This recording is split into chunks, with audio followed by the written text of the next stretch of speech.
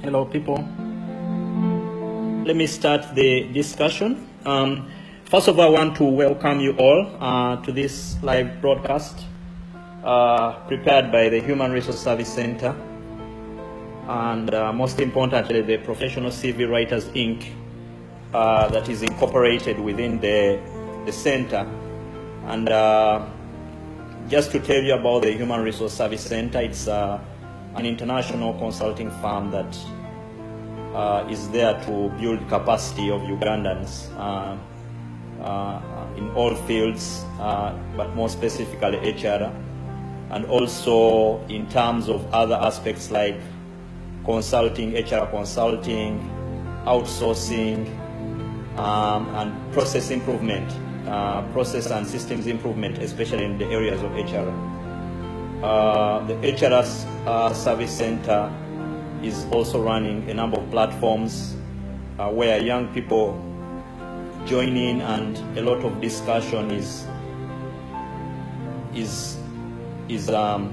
into jobs, CV writing, and adverts are also placed on those platforms to give an opportunity for Ugandans and other job applicants all over the world to access to information and jobs. And this has been very successful because a lot of successes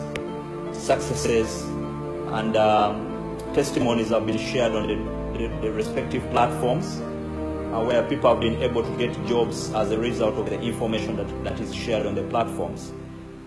The platforms give an opportunity for job seekers and those in employment to understand how to respond to interview questions, but also it gives an opportunity for the members on the respective platforms to interact with the HR consultant and also the professional CV writer in terms of what they are expected of, especially in the job market.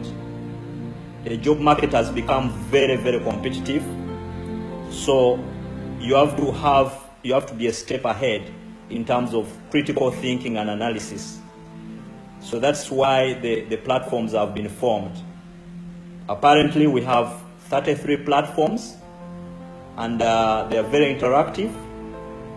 A lot of information is shared on those platforms about jobs, about CVs, about how to respond to interview questions, and all kinds of issues relating to jobs, interviews, and applications, and any difficulties that people go through in the job market.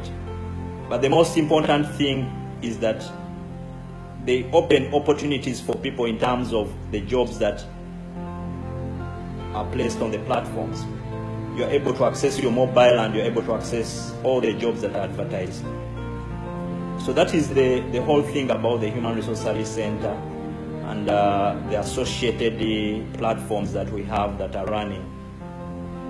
The reason why this broadcast has been prepared is basically to give me an opportunity to interact with you, and the interaction is mainly going to be on how to prepare yourself for the new job market. Like I've told you, the new job market is very, very tough, with high levels of unemployment. In Uganda alone, unemployment is getting to close to 80%. That is very serious. So many universities are graduating people out, and they're all going into the job market. So as a result of this, you have to do something that is beyond what others are doing, and that is why I'm coming up with this kind of presentation, so that it gives you some level of understanding, but also to enable you prepare for the job market. As you all notice, the job market is changing seriously. Forecasters have been predicting this for years, and the research continues to prove the contingent, otherwise known as temporary or contractual employment or workforce, which is growing drastically. What does this mean to the world of work, to you? Even if you have a traditional job now, you may find yourself in a position down the road where your livelihood depends on your ability to market yourself as one-person company. The writing is on the wall. The job market and career opportunities are changing. You need to be prepared for this. So, as a result of this, I've come up with some tips to get yourself ready for the new job market. One of the areas that I'm looking at is an area relating to paying attention to the trends of the industry. And when I talk about the industry, you need to look at your own industry. The industry can be government, the industry can be an NGO, or the industry can be an area of specialization. We have different areas of specialization. Some of us are into HR, some of us are into programming, some of us are into finance. Try as much as possible to predict. Try as much as possible to predict the hot topics and identify problems organizations will need to solve. That's very critical. You need to understand if you are coming from the programs or finance, or you are coming from HR, what are the problems that organizations are currently having? What are the problems that are anticipated for the future? And how do you come in to solve those problems? And this is not a very simple exercise.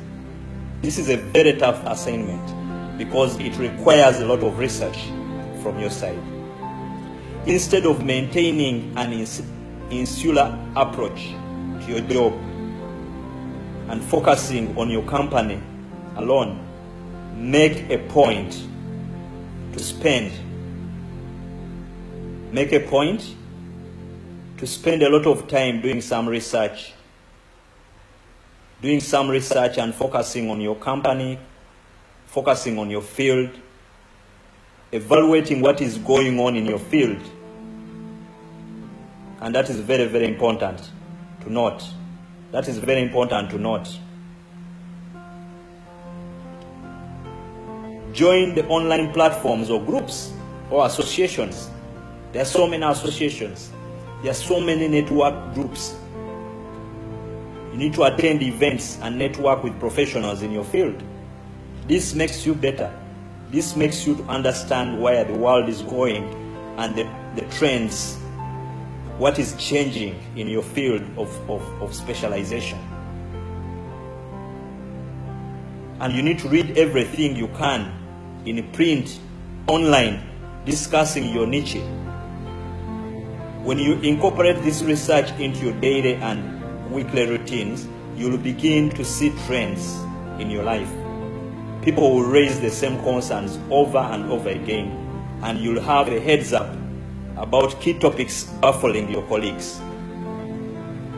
So this is very, very important.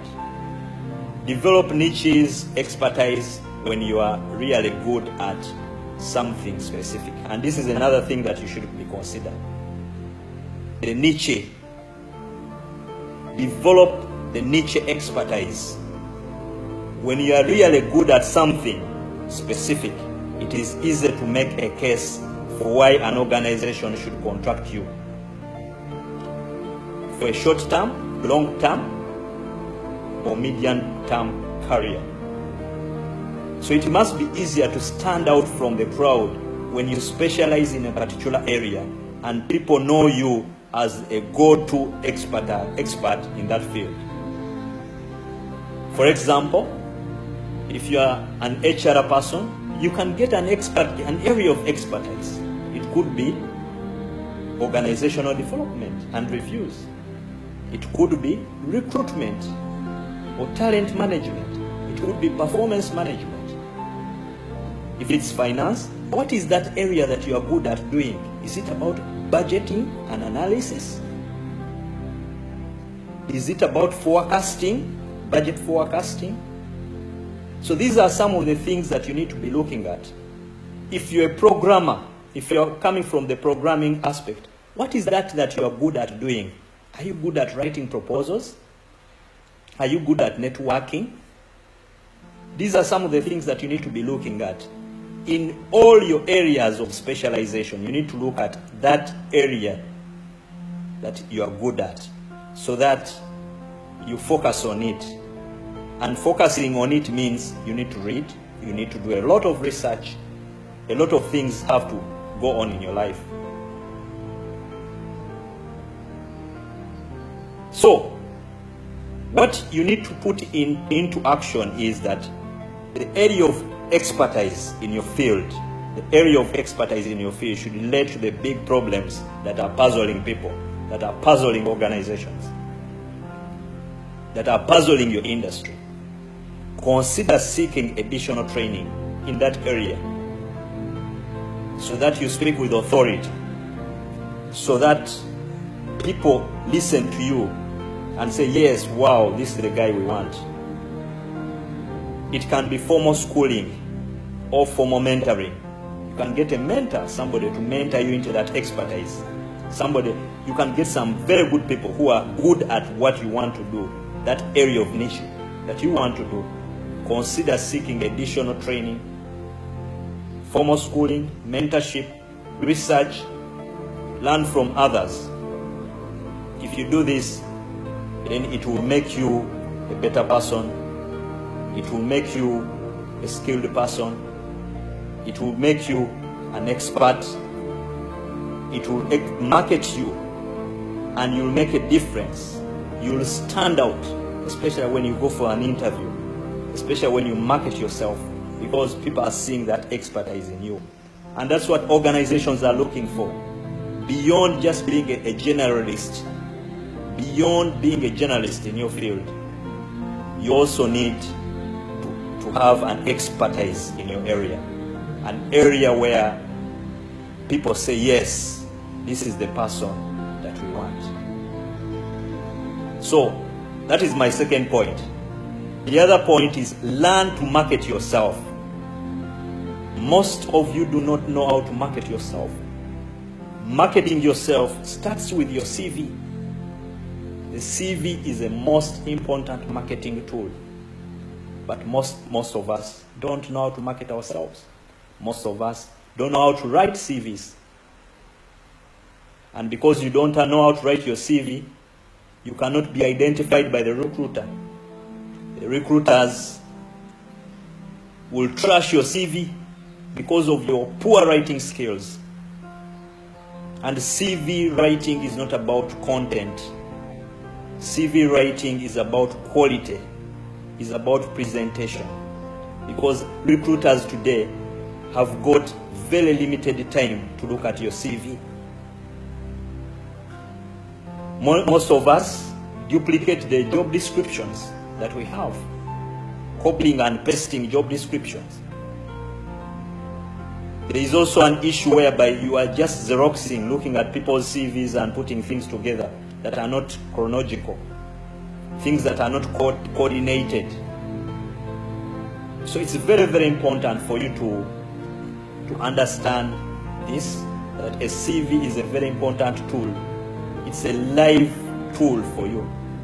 That is why on the Professional CV Writers Inc. and all our platforms, we are putting a lot of emphasis on CV writing, because it's very critical. This is your first marketing tool. So it's very important that you get it right. It is the CV that eliminates you from the crowd. So many people are applying for jobs, but what is that will make you different from others? And that is why I'm focusing on this point. Learn to market yourself. Learning to market yourself is about personal branding. How do you brand yourself? We've talked about CV writing, but there are also other platforms. There are also other platforms where you can brand yourself. So, the concept of personal branding, which suggests individuals should think of themselves as a brand.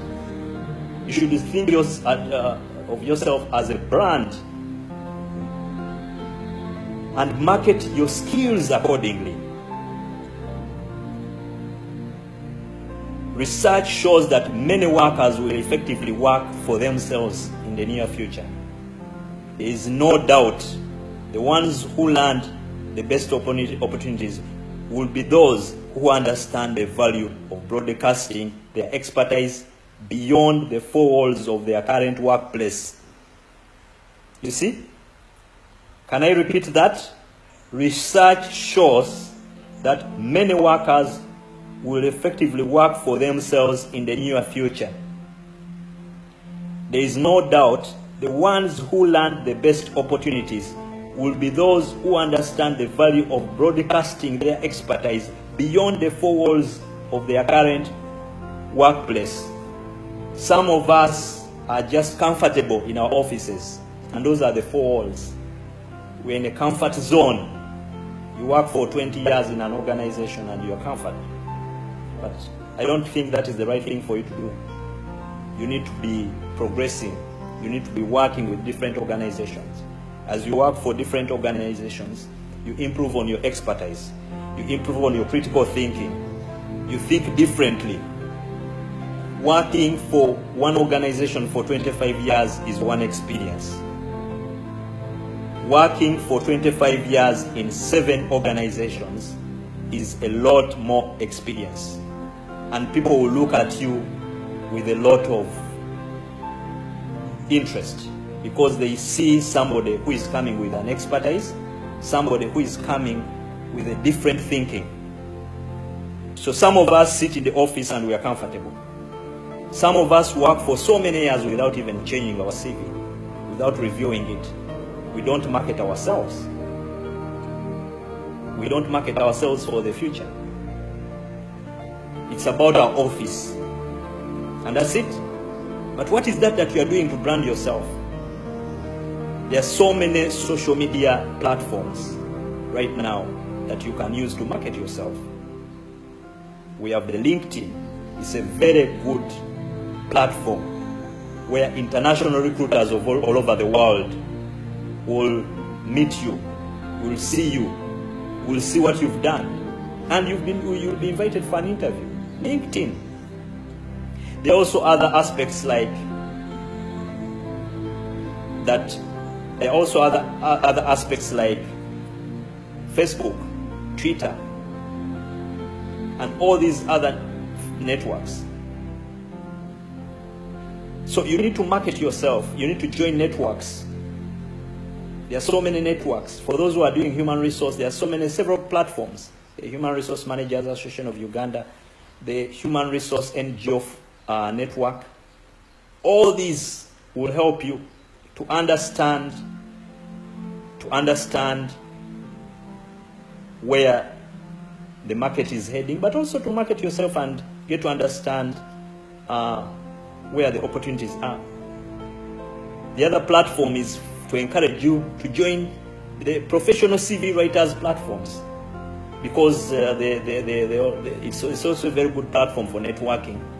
You get to know what is going on in the world, what is going on locally. So it's very important for you to understand that you need to brand yourself. The best opportunity will be those who understand the value of broadcasting their expertise beyond the four walls. How can you get a head start so you'll have a chance to have yourself known globally? So it's very important. So how can you get a head start to have a chance to be considered globally?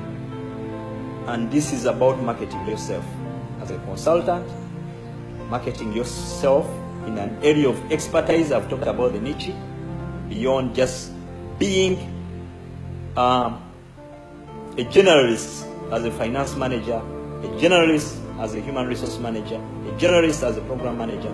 What is that you do best? And how do you market that skill to the world?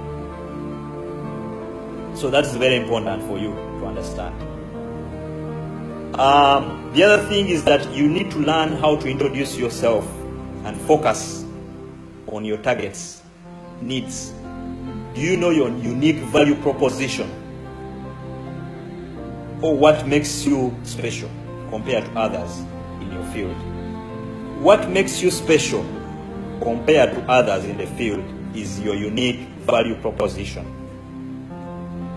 If not, it's time to think about what you would say if someone asked you, how are you qualified to do this job than the 200 applicants that are applying for the same job?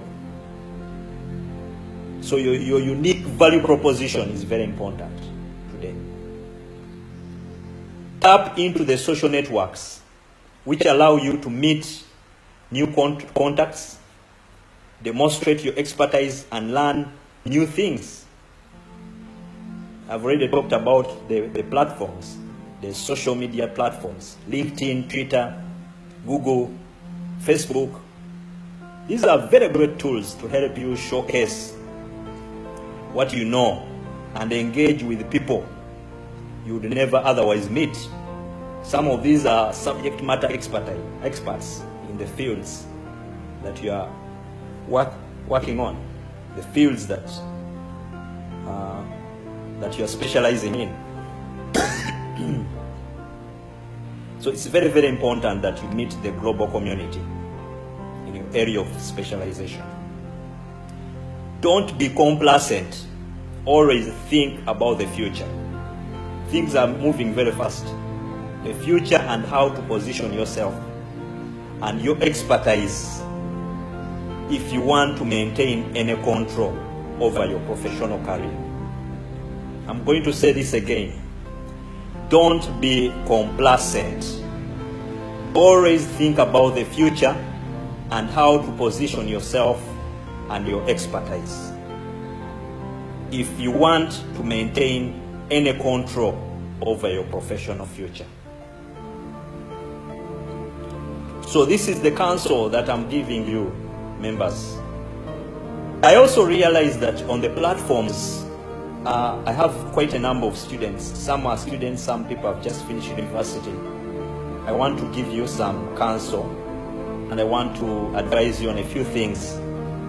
Much as I'm speaking about people who have just finished or those who are studying, but some of the issues I'm going to talk about here are also applicable to those that are working. The employment market will continue to be very challenging, very challenging. Universities will graduate more students into the environment in which companies are not hiring the way they used to. The recruitment approaches have changed today.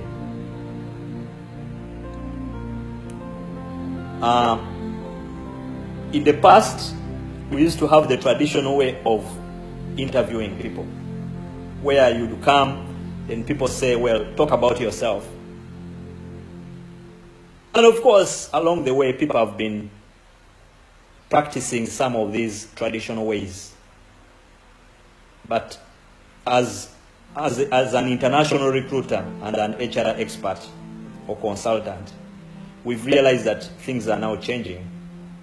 And the approach to testing people is changing into what we call the competence-based approaches, whereby organizations are trying to test your competencies and triggering them through scenario questions. Because when you come for an interview, what is happening today is that organizations are looking for certain competencies in you. They are looking for relational competencies. They are looking for how do you relate with others. They are looking for report writing skills. They are looking for flexibility, thinking outside the box. They are looking for your problem-solving skills and accountability, issues of integrity. And surely these are very critical things, because the issue about employment today is about integrity, because the market has been affected by fraud. So employers today are looking for people with right integrity, people who can relate with others.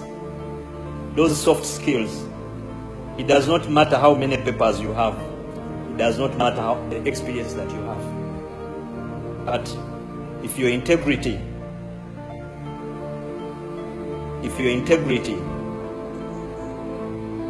has question marks,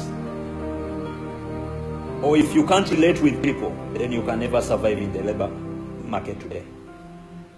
So it's very, very important that as you shape your CV, as you add papers and add experience, you need to shape your soft skills. And the soft skills is about, one, your integrity. How do you deal with time? How do you deal with the resources of the organization? Two, how do you relate with others? Are you relational? Are you a team player? If they placed you in a team, can you work with others? If you can't, then there is a big problem. You're not the right person for the job. Are you flexible? Or you're a hard nut to crack? So these are things very pertinent that I want to talk about today, that we need to take note. So like I say, the employment market is very challenging. And because it's very challenging, organizations are looking out for all ways of eliminating people who are not who are not compatible to their values, those who are not compatible to their competencies, those who are not compatible to their culture. You're eliminated out. You may survive at shortlisting, but you may not survive at the interview. And how do you test these? You test them through a competence-based interview. Because a competence-based interview will give an opportunity for the recruiter to test, to bring scenarios, events that will trigger your competencies, that will trigger your soft skills. A question will be posed to you. And as you respond to that question, the recruiters are testing your integrity. The recruiters are testing your relational skills. The recruiters are testing your flexibility. Research by career educators and employers indicates that skills most valued by employers include verbal communication. Verbal communication is very important. Teamwork, your analytical and problem analysis skills, your work ethics, and many others. I've told you that many of us will survive at shortlisting because, one, you have a great CV that shows your work experience, that shows your I'm sorry, let me take some water.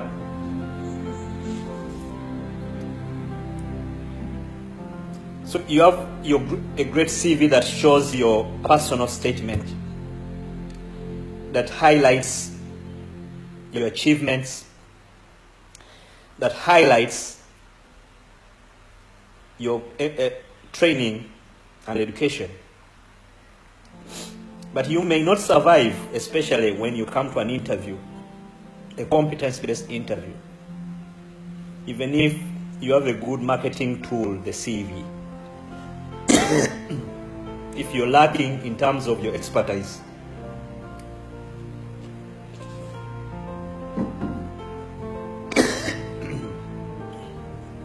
if you're lacking in terms of your soft skills, so it's very important for us to take note of where we are heading. Some organizations today are using assessment centers where it takes you almost the whole day interacting with the employer, the prospective employer. And an assessment center will give you an opportunity, will give an opportunity for the employer, the prospective employer, to interact with you.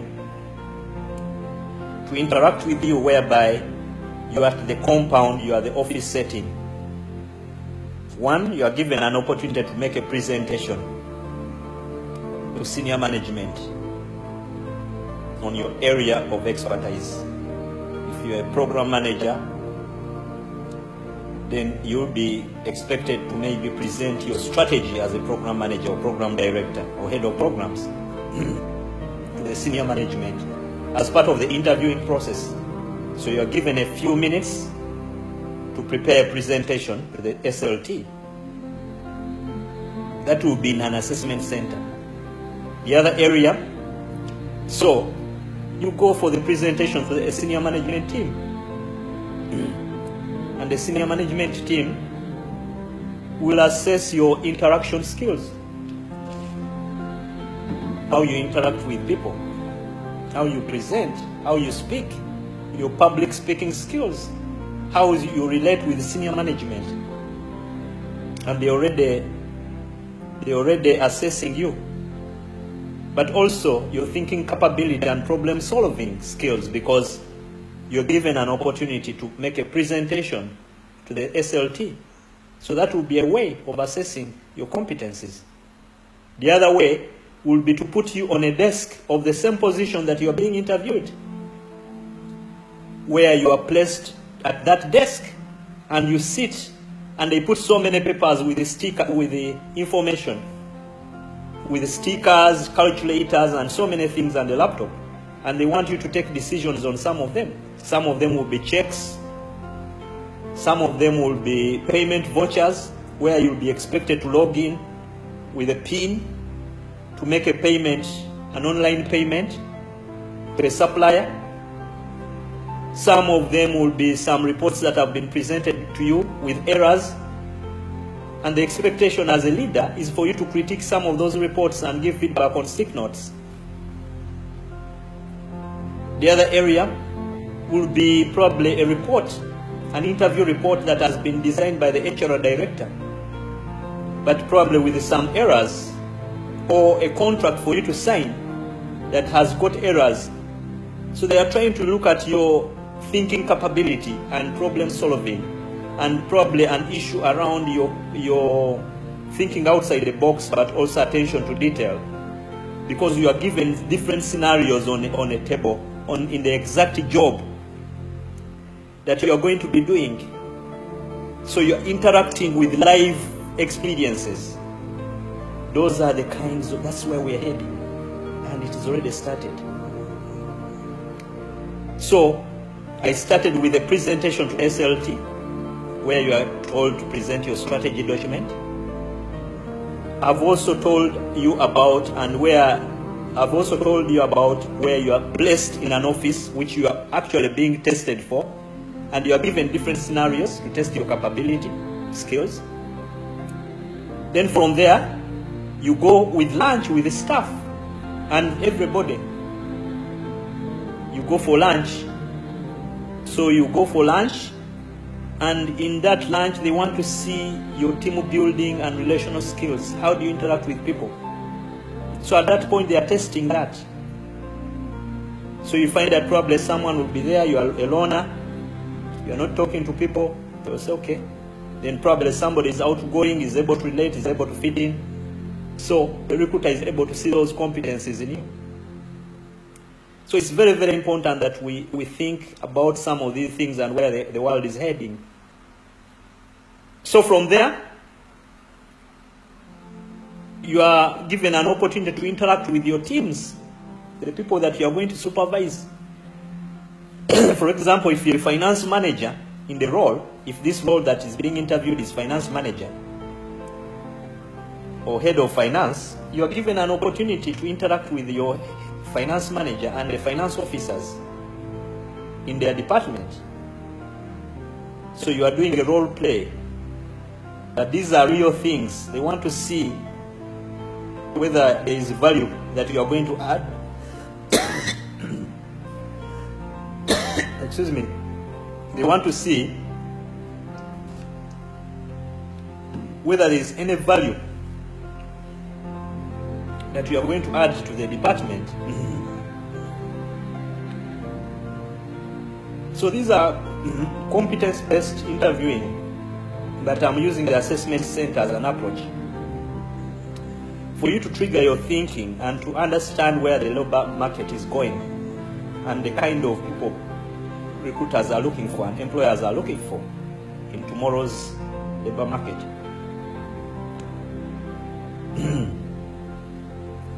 So, and when you interact with your staff, the recruiters also want to understand how, as a manager, as a leader, as a head of department, how do you interact with different generations in your department? Remember, as leaders, we are working with different generations. We are working with the traditionalists. We are working with Generation X. We are Generation Y. Rather, Generation Z. And we have the millennials. And all these people have got their own thinking, way of work. You find that the millennials are mainly into IT and technology. And if you're an archaic manager, then you may not be able to manage them. They multitask, they are doing so many things. They need to be engaged, they need to be given an opportunity. As they work, they're also interacting with gadgets. They're on Facebook, they're on Twitter. Some of them, they are putting on their earphones, listening to music or listening to things that are happening. How do you manage them? How do you manage these kinds of stuff? Generation X, how do you deal with them? And especially on levels of retention and staff engagement. Because these are different generations that you work with, and their engagement levels are different. So it's very, very important that we understand that things are changing very drastically. And we should not be in our comfort zone. We should understand that things are changing. So that's very, very important for us to note. The other thing is that given the desirable skills and criteria that I've just listed above, there are several things that the current students or people who are finishing school can do to get ready for the job market. One, polish your communication skills. Many students today who are finishing university are struggling in terms of communication. Even writing a letter, a cover letter, is a problem. Presentation is terrible, even at the interview, as they relate, as they interact with the recruiters. It's a big problem. So, it's very important that we polish our communication skills, because I've been at interview panels and you find that a candidate is communicating like as if he's in a hall of residence, in Kurma Hall, in Macquarie University. He's not very serious with the way he's communicating. So, my advice to you, even on the platforms that I run, you find that the English and the way people communicate is appalling. So, volunteer to give presentations. Be the spokesperson for the assignments in your teams. For example, if you have some projects that are running in your department, if we are talking about finance programs, IT, volunteer to be a spokesman for your teams. Videos or recordings can reveal bad habits and verbal tics that can be corrected. So if you watch some of these videos, watch videos and see how people communicate. Watch great orators and see how they speak, such as Barack Obama. Observe their pacing and overall delivery in practice. This will help you to understand, to communicate well, And communication, polishing communication is not applying to only fresh graduates who are finishing university, but even those who are practicing. Because when you come to a job, you're going to be interacting with so many people. You're going to be interacting with donors. You're going to be interacting with the board of directors. You're going to be interacting with the senior management team. So you need to polish the way you communicate. You're going to be the public relations officer for your organization. The other thing that you should take note as you prepare for the new job market is to build your teamwork skills. Join groups. Strive for leadership positions. Get involved in activities. Get involved in projects in your department if there is an opportunity. Because those groups, those projects will network you to people. I've told you about LinkedIn. It's a very good tool to link you to so many people. It links you to recruiters, international recruiters all over the world. It will link you to people in your profession. It will link you to subject matter experts. It will link you to mentors. It will link you to researchers. It will link you to institutions of learning. So you are able to build your brand, build your network. And this will improve on your credibility as an individual. The other thing we need to take note is enhancing our analytical and problem-solving skills. Seek opportunities to develop the analytical. Sorry about that.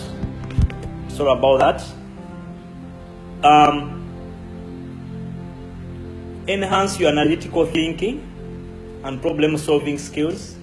Seek opportunities to develop your analytical problem-solving skills. Volunteer. Take on tough projects that will trigger your thinking capability. Ask your professors, ask your mentors, ask your supervisors if there is research or another project that you can get involved in. That will help you. It will help to enhance your analytical skills and problem-solving skills. Demonstrate a strong work ethics. Work hard to excel academically.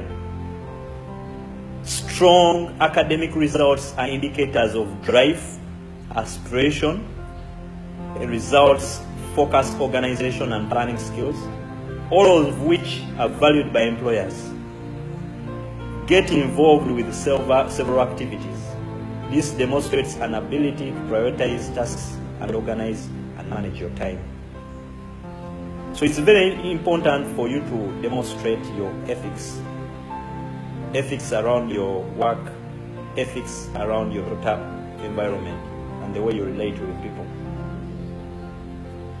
Seize opportunities. Learn to read moments. Learn to understand that seasons.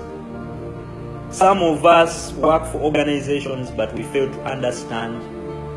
We fail to read a season.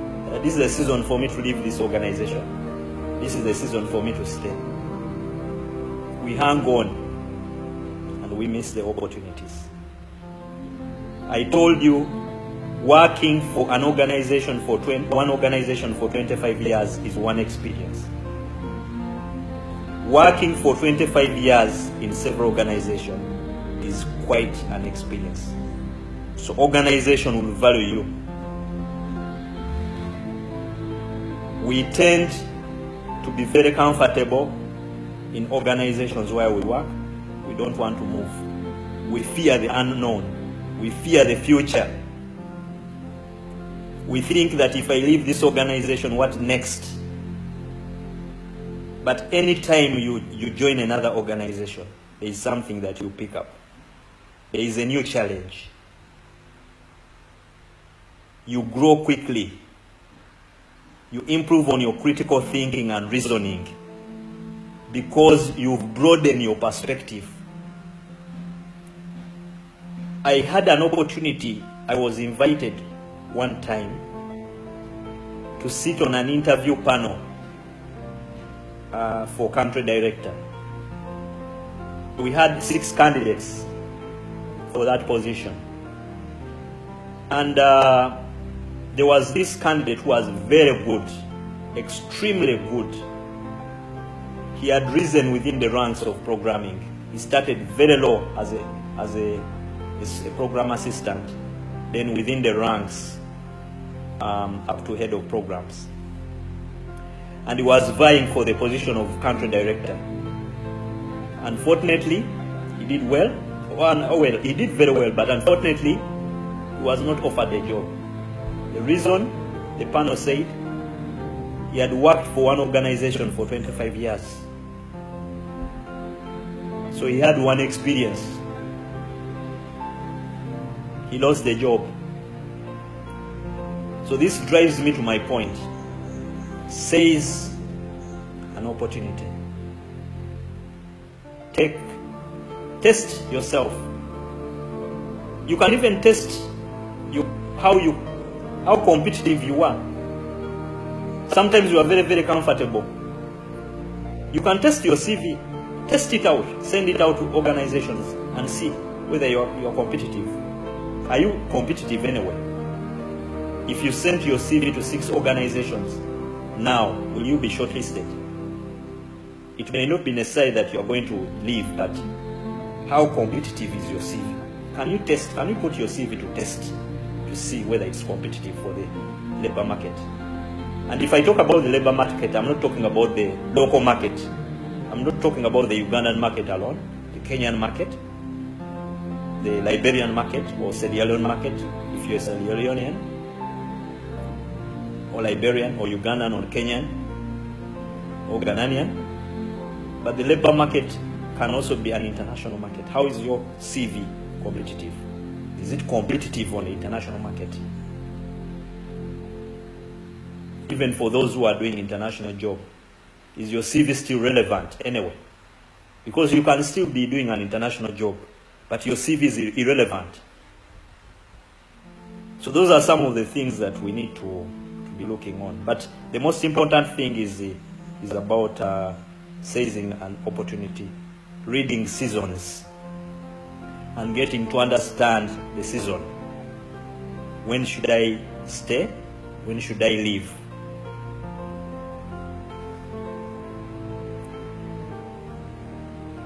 So, and seizing an opportunity means learning about a field of your interest, applying knowledge acquired in the classroom or acquired at the place of work, gaining experience,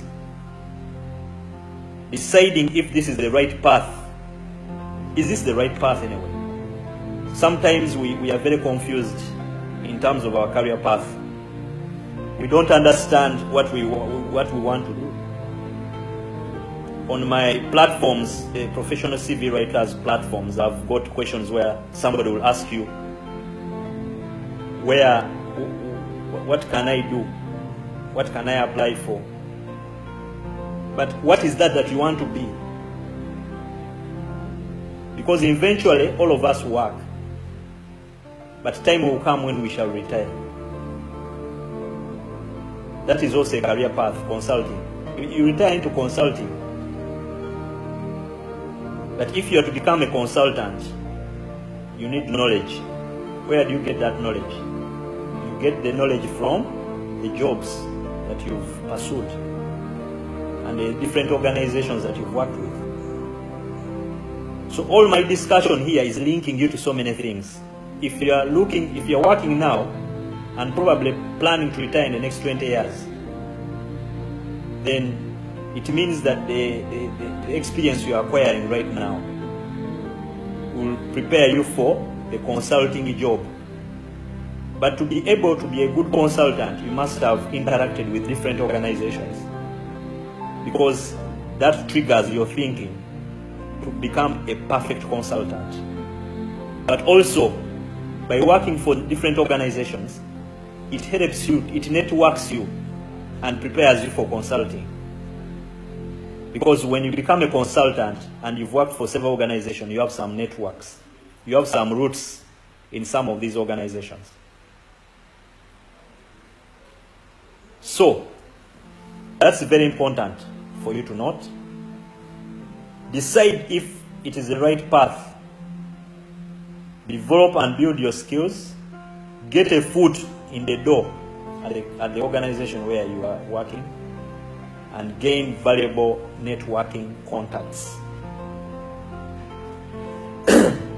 So, my discussion today has been to do with preparing you for the new market, the new labor market. And for those who have joined late, what I was discussing today was that the market has become very tough, with so many people flooding in the market as a result of universities that are graduating people. So many people are coming out of the job market. But we also have those who are working, who are looking for jobs. There are quite many. So the environment is becoming very tough and challenging. And because it's challenging, things are now changing. The ways of attracting people is changing. The ways of testing people for employment is changing. And I've talked about so many things to do with the different approaches into which organizations are using to attract people in, and also screening people out. For those who have missed my discussions, I'll finish this, and it will be shared on the platform, and you go back and listen to my live broadcast. But what I want to encourage you to do is to do your best to align yourself with the discussion. But most importantly, I want to thank you so much for associating yourself with the Human Resource Service Center. Human Resource Service Center, the HR consulting firm, and the different CV writers platforms that are growing every other day, whereby people have had an opportunity.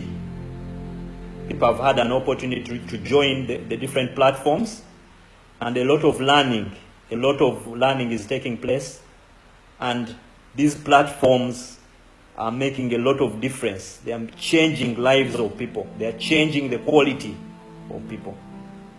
I've formed these platforms to improve on the people. I realize that most of the applicants today have poor writing skills, poor quality CVs. So we've been able to address that through our platforms, where people are taught how to write CVs. We've had a problem where people cannot present themselves during the interviews. We are using our platforms to build the capacity of people on how to interact during the interview, and many other things. So I want to thank you for your time. Thank you so much. I want to give you a few minutes, probably like 5 minutes. If you have any questions, please go ahead and ask me. I'll be ready to answer any question that comes. Thank you very much. My name is Ivan Nkone again. Do we have any questions?